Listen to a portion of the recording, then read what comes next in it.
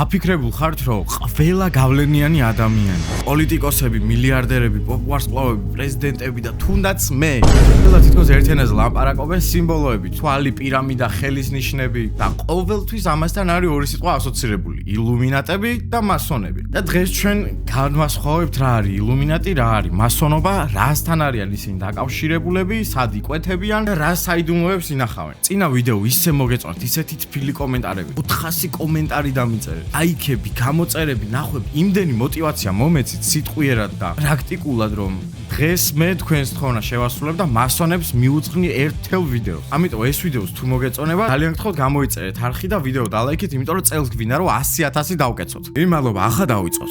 ვინ იყვნენ რეალურად, სად შეიქმნენ, როგორ იწყება მათი ისტორია და როგორ გრძელდება დღემდე. მასონები როგორც ბნელი მოძრაობა, ისე არ შექმნილა თავდაპირველად. და ძირითადად იყვნენ ქვის არქიტექტორები, რომლებიც აშენებდნენ სახლებს, ტაძრებს, ციხეებსა და კათედრალებს. მაგ პერიოდში ცოდნა იყო ძალა, მათემატიკა, გეომეტრია, ზომვა, იყო ელიტარული უნარები. ოსტატები ერთმანეთს ცნობდნენ სიმბოლოებით, ნიშნებით და შემდეგ ეს ყველაფერი გადაიზარდა უფრო ძმობაში. მე-17-18 საუკუნეში კი ეს ძმობა უფრო სხვა რაღაცაში იზრდება. იმიტომ რომ მარტო ქვის გარდა აქ უკვე მეცნიერები, ფილოსოფოსები, პოლიტიკოსებიც უერთდებიან. ჩნდება იდეა ადამიანის მორალური სრულყოფა. მათი ოფიციალური ღირებულებებია ძმობა, ცოდნა, თვითგანვითარება, თავისუფლება და თანასწორობა. ეს ყველაფერი ხო გაიგეთ, თავისუფლება, ძმობა, ადამიანობა, თვითგანვითარება, მაგრამ იცით ამ ყველაფერს როგორ აღწევდნენ? რიტუალებითა და სიმბოლოებით. ეგ როგორ ვერ მიხდი.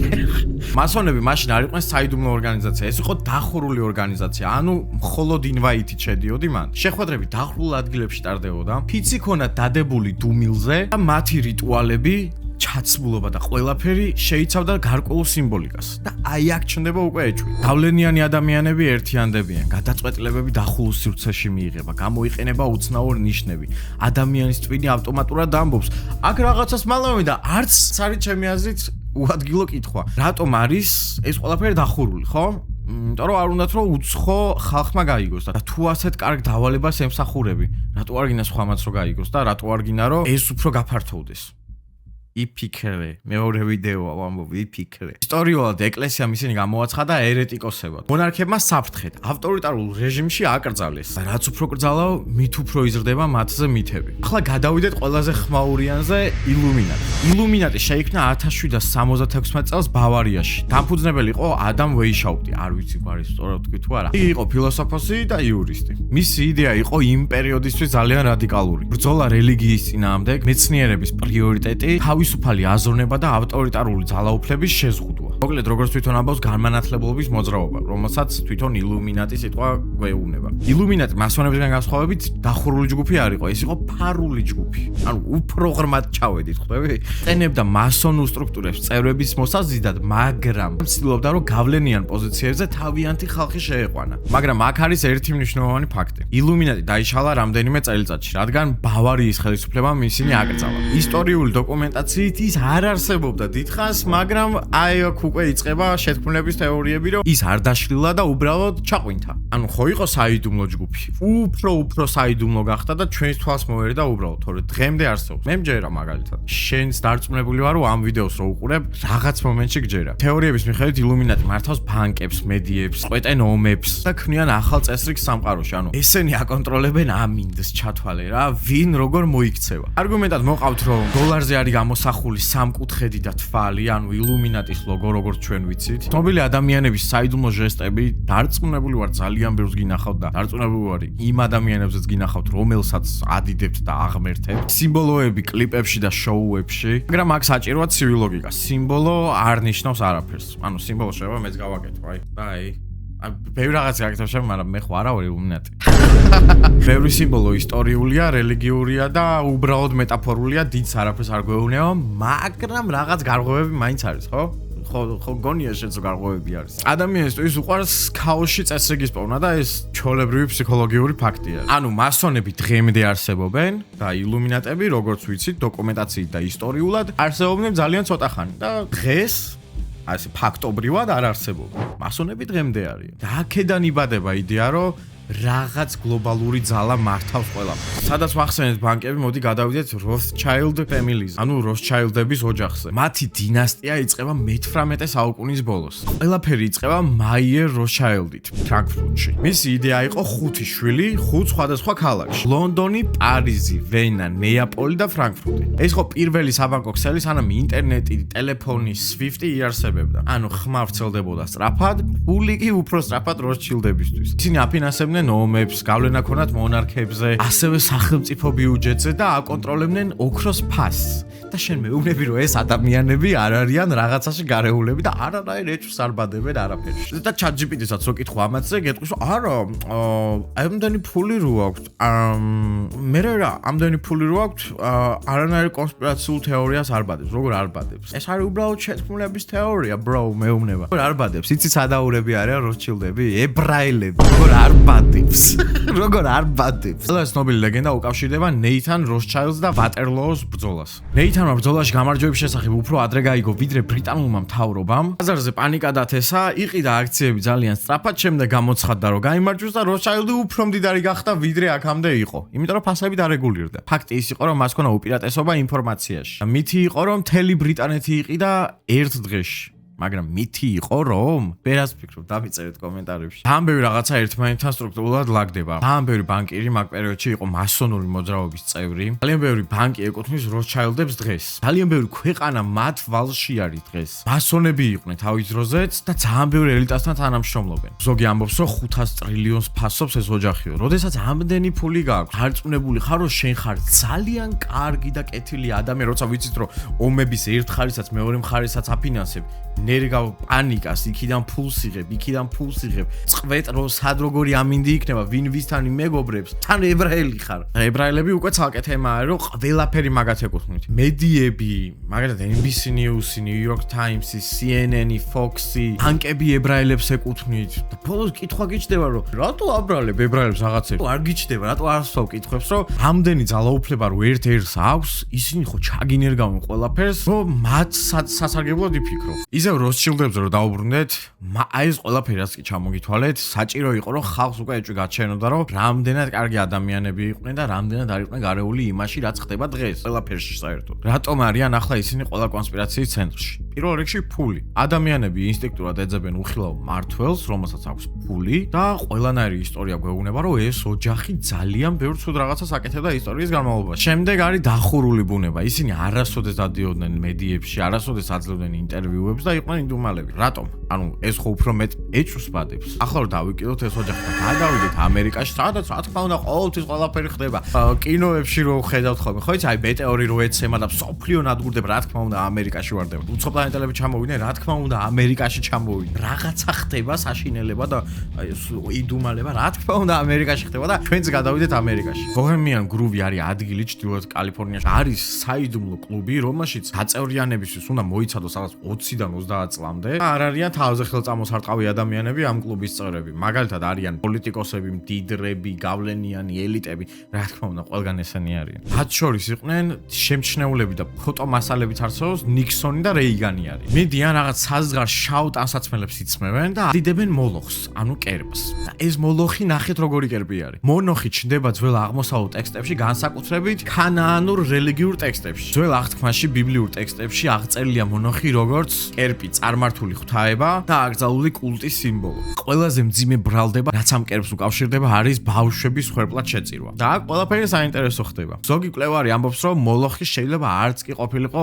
რაღაც კონკრეტული ღმერთი, არამედ რაღაც რიტუალი და ხვრებშეწირვის ფორმა. ან ტერმინი, რომელიც ნიშნავს გაცემას, შეწირვას. ანუ მოლოხი შეიძლება იყოს იდეა და არა პერსონა. და იდეა კი ერთია, როცა საზოგადოება მზად არის გაჭიროს თავისი შვილი რაღაც უფრო უმაღლესი მიზნისთვის. ახლა ნახე, როგორ მოიხსენიებენ სხვა რელიგიები. იუდაიზმში აბსოლუტური ბოროტების სიმბოლო არის. ქრისტიანობაში ჯოჯოხეთური დემონია. შუა საუკუნეების ტექსტებში ცეცხლის ძალადობის და უკონტროლო ძალაუფლების სახეა. მოლოხი აღარ არის უკვე კერპი, ეს არის ალეგორიული სისტემა, რომელიც მოითხოვს ხვერპლს. აქ მიდიან ამ Bohemian Groove-ში, მიდიან და ცემენ ხაყვანს ამ რაღაცას. არის კადრები Bohemian Groove-ში შეპარული ხალხის, რა ხდებოდა, რა საზარელი რაღაც ხმები ისმო და ვიზუალები იყო, არც ვიცი მე YouTube-ზე შემიძლია თუ არა ამის დადება, მაგრამ აი sets us free.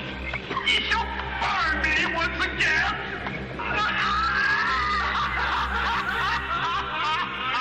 მოკლედ ძალიან საზიზღრობა არის. აქ უკვე ხვდები რომ ეს ჩვეულებრივი რიტუალი არ არის და რაღაც უფრო ბნელეთისკენ მიდის. იმიტომ რომ რატომ უნდა აკეთებდე ამას? რა არის ეს უმაღლესი მიზანი? ანუ რას უნდა გაძლევდეს ეს ხერხშეწირვა? თუ აქამდე მოხვედა არხი არაგა გამოწერილი და მოგწონს რაც გესმის და რასაც ხედავ, მეტი არ აჩევი, მაგრამ რასაც შეიძლება გადმოვცემ, ეგ მოგწონს, გამოიწერე არხი და მივიდეთ იმ მიზნამდე, რასაც ქვია 100,000 გამომწე. სანამ გავაგრძელებ, პატარა სპოილერი მაქვს, ხო იცი ტექნობუმის რეკლამა და ჩემი ტექნობუმის რეკლამის მიმართ ურთიერთობა. ძალიან რომ მიყვარს. მორტიმ ერთმა ძალიან მაგარმა არტისტმა და მე დავაკეთეთ რემიქსი ტექნობუმის ამ რეკლამის, რომელიც ისმინება ასე.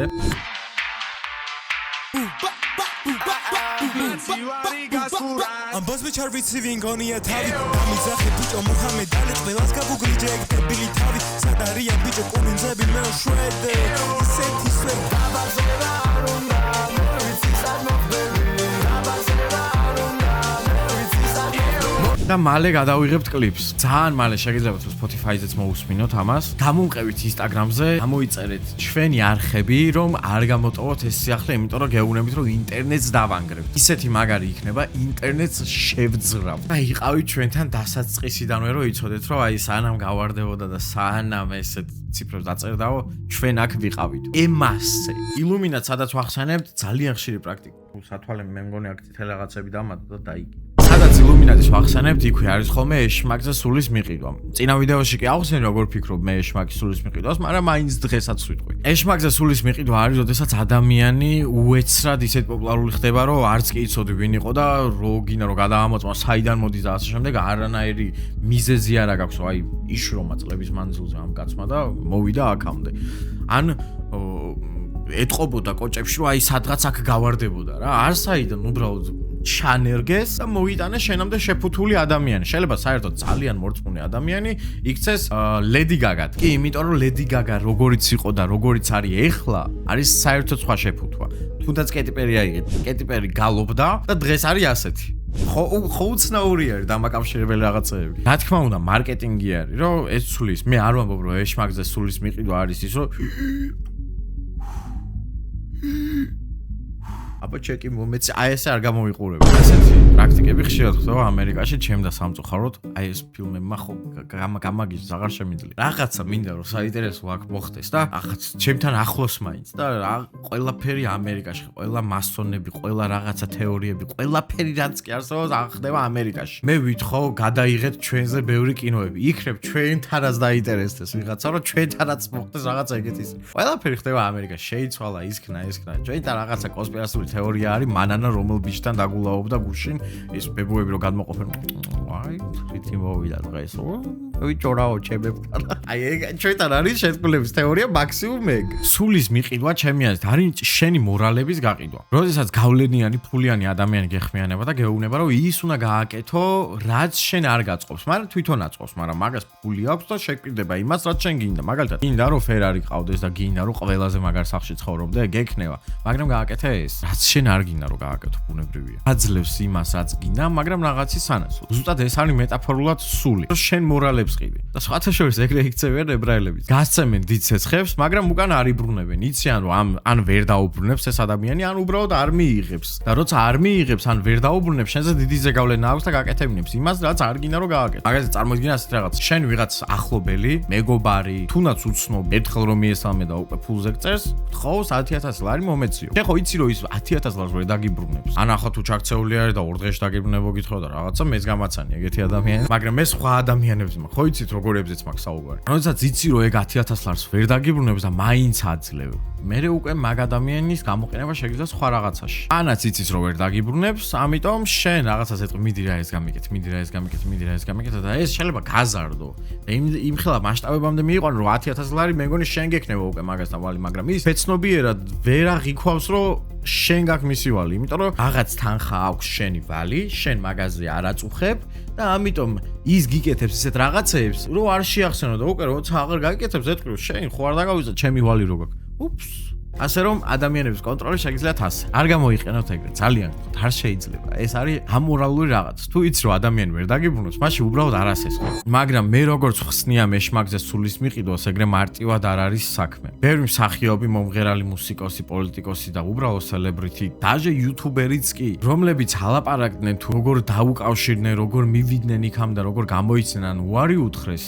და თითქმის ყველა ერთი და იგივე ისტორიას ამბობს და ბოლოს ყველაფერი თითქოს ილინკება. ყველა ახსენებს წვეულებას და წვეულების შემდეგ after parties, რომელზეც ხედავდნენ ძალიან პოპულარულ სელებრიტებს, როგორებიცაა Tom Hanks-ი, Leonardo DiCaprio ჩემდა სამწუხაროდ, Kevin Hart, Jay-Z, Beyoncé, როგორ დაგვავიწყდა თავარი ვარსკვლავი P Diddy და ბევრი სხვა. ამბობდნენ რომ after party იწყებოდა, როდესაც დემონი მოვიდოდა. ანუ ეგრე ამბობდა Denzel Washington-ი, რომ ადი წვეულებიდან, როდესაც დემონი მოვაო. და მართალი იყო. after party-ზე გაკეთებინებდნენ რიტუალებს, ხელს გაწერინებდნენ გაუთქმელობაზე და საბოლოო მომენტი იყო humiliation რიტუალი. სადაც სახახოდან კამერებში გარცხვენდნენ, თუ უბრალოდ უნდათ გაიგოთ რამდენზე იყავი წამსვლელი მაგალითად ჯონ სინას ოსკარის მომენტი გავიხსენოთ, ვერავე ვერ დამაჯერებს, რომ ეს არ იყო humiliation რიტუალი. ეს ტიპმა თავისი ნებით მოიფიქრა ჯონ სინამ. უკვე ამხელა ადამიანმა. და ზოგჯერ ეს რიტუალები არის იმისათვის, რომ შენზე მოიპოვონ ძალაუფლება სხვანაირად. კონდეს აშანტაჟო მასალა. მაგალითად, ბევრს უხსენებია, რომ ან ორალური გეი სექსი უნდა ქონოდა კამერებთან, ან